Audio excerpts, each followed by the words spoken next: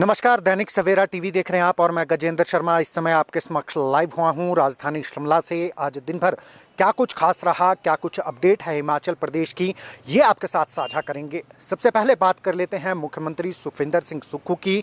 तो मुख्यमंत्री सुखविंदर सिंह सुक्खू दिल्ली में क्वारंटीन है। कोविड पॉजिटिव 18 तारीख को मुख्यमंत्री आए थे। उसके बाद आज उनका टेस्ट हुआ है।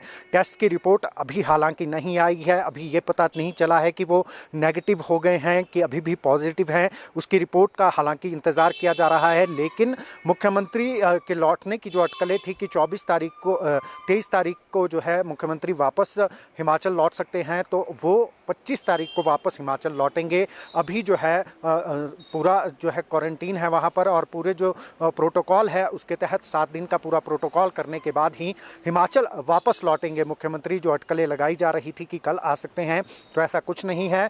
25 तारीख को सुखविंदर सिंह सुक्खू वापस हिमाचल लौटेंगे। उसके बाद उनके कार्यक्रम निश्चित किए जाएंगे, क्योंकि आभार रैली भी होनी है। जो कांगड़ा में रखी गई थी वो आभार रैली भी होनी है। उन्होंने अपने विधानसभा क्षेत्र में भी जाना है। तो क्या रूपरेखा रहेगी कार्यक्रमों की, ये उनके आने के बाद ही जो है वो निश्चित किया जाएगा। इसके अलावा अगर हम विधानसभा के सत्र की बात करें, तो विधानसभा का जो शीतकालीन सत्र है वो नववर्ष में के बाद ही होगा, नववर्ष का आगाज़, क्योंकि शिमला में जो है भारी संख्या में पर्यटक भी आए हुए हैं। तो ऐसे में अब एक और बड़ी वजह जो है इसकी ये बताई जा रही है कि 25 तारीख से 31 तारीख तक राज्यपाल छुट्टी पर होंगे, तो राज्यपाल हिमाचल में नहीं होंगे। तो ऐसे में जो सेशन होना है वो भी कहीं ना कहीं अब 1 जनवरी के बाद, यानी कि 1 जनवरी 2023 के बाद ही जो है वो सत्र बुलाया जाएगा, जब राज्यपाल की अवेलेबिलिटी होगी। यानी कि राज्यपाल को क्योंकि संबोधित करेंगे, नवनियुक्त जो विधानसभा है उसे संबोधित करना है, उस पर चर्चा होनी है। तो राज्यपाल की उपस्थिति जो है वो ज़रूर यहाँ पर जो है रहती है, ज़रूरी रहती है। तो ऐसे में 31 दिसंबर तक जो है वो राज्यपाल छुट्टी पर हैं, 25 से लेकर। तो अब जो है विधानसभा का शीतकालीन सत्र नव वर्ष में होगा। नव वर्ष में ही जो है विधायकों को शपथ दिलाई जाएगी, क्योंकि प्रोटेम स्पीकर ने हालांकि शपथ ले ली है। उन्होंने ही नवनियुक्त विधायकों को शपथ दिलानी है। धर्मशाला में जो शीतकालीन सत्र होना है उसमें विधायकों को जो है वो शपथ दिलाई जाएगी। पहले सभी के सभी विधायकों को शपथ दिलाई जाएगी। उसके बाद जो है वो विधानसभा अध्यक्ष और उपाध्यक्ष का चुनाव यहाँ पर होना है। उसके बाद ही मंत्रिमंडल की अगर बात करें, तो हिमाचल प्रदेश के मंत्रिमंडल का गठन भी जो है वो टल गया है। अब पहले सेशन होगा, उसके बाद हिमाचल प्रदेश के मंत्रिमंडल का गठन होगा। हालांकि जो है ये कयास लगाए जा रहे थे कि 24 तारीख को जो है वो मंत्रिमंडल का गठन हो सकता है, लेकिन अब जो मंत्रिमंडल का गठन होना है वो पहले सेशन होगा। नववर्ष के आगाज के साथ ही जो है वो धर्मशाला में शीतकालीन सत्र बुलाया जाएगा, और उसके बाद ही जो है वो मंत्रिमंडल का गठन होगा। किस विधायक को मंत्री बनाया जाता है ये भी अभी कांग्रेस सरकार ने तय करना है, मुख्यमंत्री और उप मुख्यमंत्री ने तय करना है। आलाकमान से इसमें परमिशन ली जानी है। उसके बाद जो है मंत्रिमंडल का गठन होगा। किसे कौन सा विभाग दिया जाना है ये भी जो है विधानसभा के सत्र के बाद ही तय हो पाएगा। कुल मिलाकर विधानसभा का जो शीतकालीन सत्र है वो कहीं ना कहीं अब नववर्ष में होता नजर आ रहा है। नववर्ष के आगाज के साथ ही शीतकालीन सत्र जो है वो अब नववर्ष के आगाज के साथ ही उसका आयोजन धर्मशाला में किया जाएगा। उसके बाद मंत्रिमंडल को शपथ दिलाई जाएगी। मंत्रियों का पहले विधायकों की शपथ होगी, फिर स्पीकर का चुनाव होगा, फिर डिप्टी स्पीकर का चुनाव होगा, और उसके बाद मंत्रिमंडल का गठन होगा। फिर मंत्रियों को जो है वो शपथ दिलाई जाएगी। उसके बाद उन्हें विभागों की जो है वो अलॉटमेंट की जाएगी। अब बात कर लेते हैं कोविड की। तो जिस तरीके से चाइना में केसेस बढ़ रहे हैं, भारत सरकार भी अलर्ट मोड पर है। जो केंद्रीय स्वास्थ्य मंत्री हैं मनसुख मांडविया, उन्होंने कल बैठक की थी और राज्य को भी ये दिशा निर्देश दिए थे कि अगर कोविड की चौथी लहर आती है तो उससे किस तरीके से निपटना है। राज्य सुनिश्चित करें कि उनके पास अगर किसी संसाधन की कमी है तो केंद्र को लिखें, और अगर ऑक्सीजन की कमी है या सैनिटाइजर नहीं है या प्रॉपर बेडिंग व्यवस्था नहीं है, केंद्र सरकार से अगर कुछ मदद चाहिए तो वो भी जो है राज्य सरकार उन्हें लिखे। अब हिमाचल प्रदेश में भी उसको लेकर आज उच्च स्तरीय एक बैठक आयोजित की गई राज्य सचिवालय में। सुभाशीष पांडा जो प्रधान सचिव है स्वास्थ्य, उन्होंने ये बैठक ली। तमाम जितने भी सीएमओ है प्रदेश के, वो इस बैठक में वीडियो कॉन्फ्रेंसिंग के माध्यम से जुड़े थे। इसके अलावा 6 मेडिकल कॉलेज यहाँ पर है, तो उनके जो एमएस है यानी कि वरिष्ठ चिकित्सा अधिकारी जो 6 के 6 मेडिकल कॉलेजेस में हैं, वो भी इस वीडियो कॉन्फ्रेंसिंग में जुड़े थे। उन्होंने तमाम रिपोर्ट यहाँ पर उनसे ली है कि क्या व्यवस्थाएं हैं अस्पतालों में, किस तरीके की व्यवस्थाएं हैं, अगर वैक्सीनेशन नहीं हुआ है तो कहाँ कहाँ जो है वो वैक्सीनेशन करने की ज़रूरत है।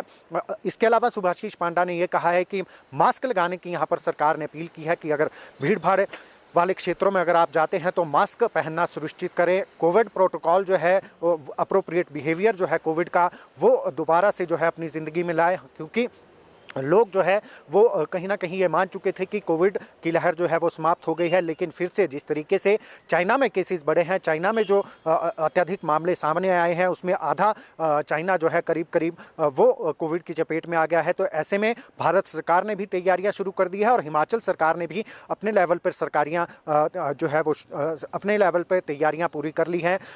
ये कहना है प्रधान सचिव का कि उनके पास हिमाचल प्रदेश पूरी तरीके से तैयार है। अगर चौथी वेव आती है तो प्रॉपर बेडिंग क्षमता हिमाचल प्रदेश के अस्पतालों में है। इसके अलावा ऑक्सीजन पर्याप्त मात्रा में उपलब्ध है। जितनी भी चीज़ें जो है कोविड पेशेंट के लिए रिक्वायर होती हैं, कोविड के अगर मामले बढ़ते हैं, वो सारी चीज़ें हिमाचल के पास हैं, किसी तरीके की कोई कमी नहीं है। इसके अलावा अब रैट टेस्ट के अलावा RT-PCR टेस्ट की तरफ जो है वो बल दिया जाएगा। दूर दराज के क्षेत्रों में जो RT-PCR टेस्ट होंगे वो HRTC की बसों के माध्यम से सैंपल मंगवाए जाएंगे और जहां ज़रूरी लगेगा वो सैंपल जो है वो बाहर भी भेजे जा सकते हैं कि कोई नया वेरिएंट तो कोविड का हिमाचल प्रदेश में नहीं आया है।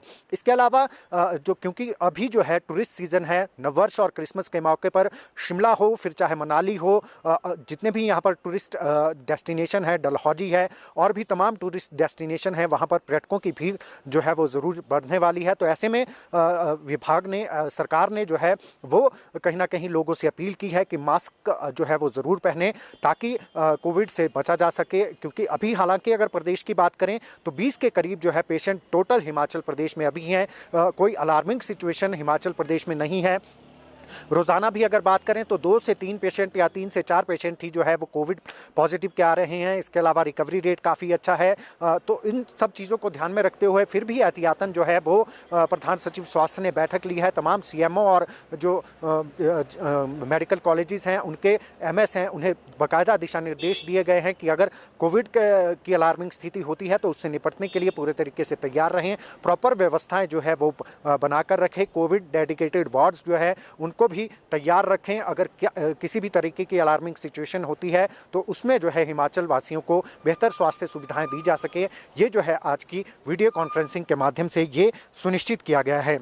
इसके अलावा बात कर लेते हैं जिस तरीके से वर्तमान सुखविंदर सिंह सुक्खू सरकार ने नोटिफाई कर दिया है 300 से अधिक संस्थानों को, उसके विरोध में भाजपा जो है वो सड़कों पर उतर आई है। आज प्रदेश भर के जिला मुख्यालयों में भाजपा ने प्रदर्शन किया है।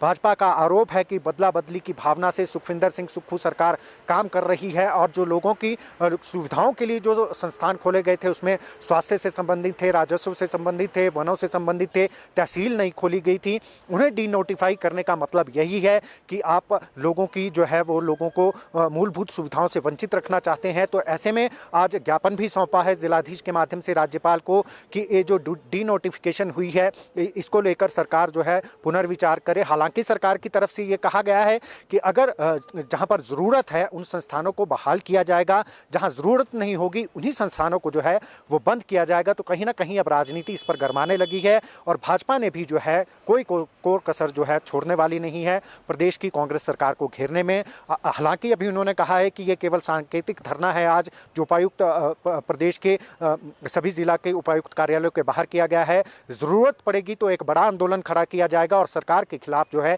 आर पार की लड़ाई लड़ने की यहाँ पर भाजपा बात कह रही है।